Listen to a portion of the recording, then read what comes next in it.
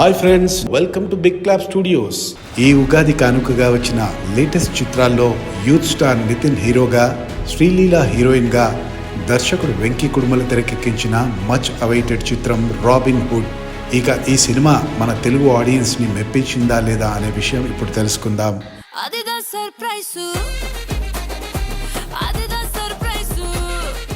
తన చిన్ననాటి నుంచే అనాథ అయిన రామ్ తన తోటి పిల్లల ఆకలి కష్టాలు చూసి బాగా డబ్బున్న వాళ్ళని తన ఇంట్రెస్టింగ్ ప్లాన్లతో దోచుకుంటూ ఆ పిల్లలకి పంచిపెడుతూ ఉంటాడు.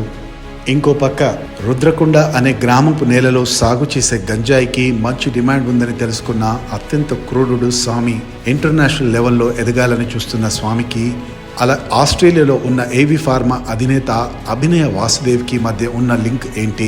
ఈ క్రమంలో వాసుదేవ్ కూతురు నీరా వాసుదేవ్ రుద్రకొండకి ఎందుకు వెళ్లాల్సి వచ్చింది? అలా తనతో రామ్ కూడా వెళ్ళడానికి కారణాలు ఏంటి? ఈ అందరితో డ్రగ్స్ మాఫియా డాన్ డేవిడ్ పాత్ర ఏంటి అనే విషయాలు తెలియాలంటే ఈ చిత్రాన్ని బిగ్ స్క్రీన్ పై చూడాల్సిందే. మంచి యాక్షన్ మరియు ఎంటర్టైన్మెంట్తో కూడిన కథలు చెప్పగలిగే కొద్ది మంది దర్శకుల్లో వెంకీ కుడుమల కూడా ఒకరు. తన లాస్ట్ 2 సినిమాలతో ఆల్రెడీ ప్రూవ్ చేసుకున్న తాను ఈ సినిమాని కూడా అదే స్థాయిలో తెరకెక్కించారు. ఇక తన మార్క్ కామెడీ సీన్స్ అయితే సినిమాలో మంచి హిలేరియస్గా ఉన్నాయి. మెయిన్గా ఫస్ట్ హాఫ్లో చాలా సీన్స్ ఇంటర్వెల్ ముందు వరకు మంచి కామెడీ సీన్స్తో నవ్వులు తెప్పిస్తాయి. ఇక సెకండ్ హాఫ్లో డీసెంట్ ఎమోషన్స్ సినిమాలో బాగున్నాయి. ఇక నటీనటుల విషయానికి వస్తే నితిన్ వెంకీ దర్శకత్వంలో మరో మంచి పర్ఫార్మెన్స్ను అందించాడు. మెయిన్గా యాక్షన్ సీక్వెన్స్లలో నితిన్ చాలా స్టైలిష్గా కనిపించాడు. అలాగే తన mark comedy, timing, emotion, performance ఎప్పటిలాగానే డీసెంట్గా ఉన్నాయి. రాజేంద్ర ప్రసాద్తో కామెడీ కెమిస్ట్రీ బాగా వర్కౌట్ అయింది. ఇక హీరోయిన్ శ్రీలీల తన రోల్ని బాగా చేసింది. కొన్ని కామెడీ సీన్స్ అయితే తనపై మంచి ఫన్ని జనరేట్ చేస్తాయి. కొవ్వొత్తి వెలుగునిస్తుంది, కానీ అది వెలగాలంటే ఇలాంటి ఫైర్ కావాలి మ్యామ్.